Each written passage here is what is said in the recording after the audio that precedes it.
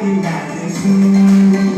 Kể từ đó đã luôn vẫn phục ý ai là Chúa trời ban. Kể từ đó con người ngày đêm đợi mong vì vua cứu tình. Hát cứ trôi qua trong một đêm đông lạnh giá, rồi hai đã hòa sức chúng con hai người đều trên đời sinh.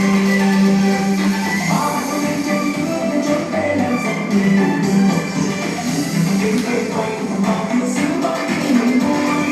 Dẫu trên giá xứ xưa này vẫn còn đã tiếp diễn đây dần dần để đời thăng đi Chúa giáng sinh tôi được đi.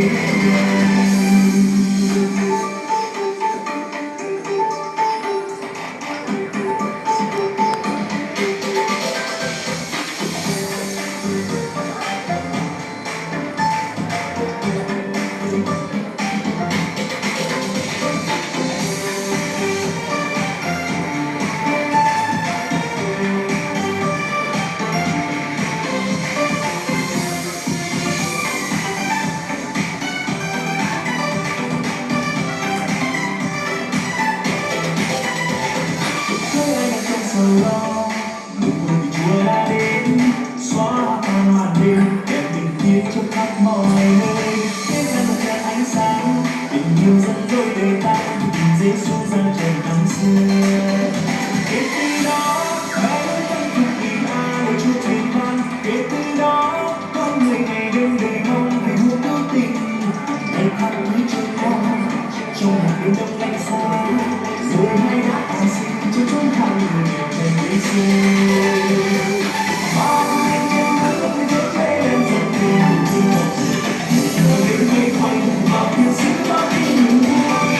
Dẫu những giá xứ xưa này vẫn còn đang tiếp diễn đây dần dần để đời thăng khi Chúa giáng sinh cho đời thêm.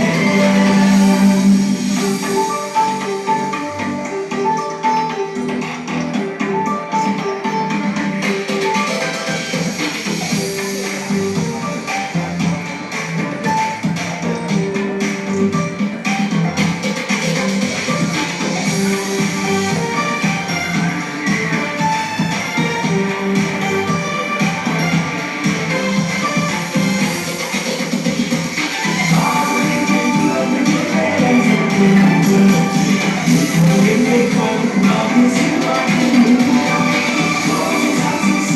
những video hấp dẫn.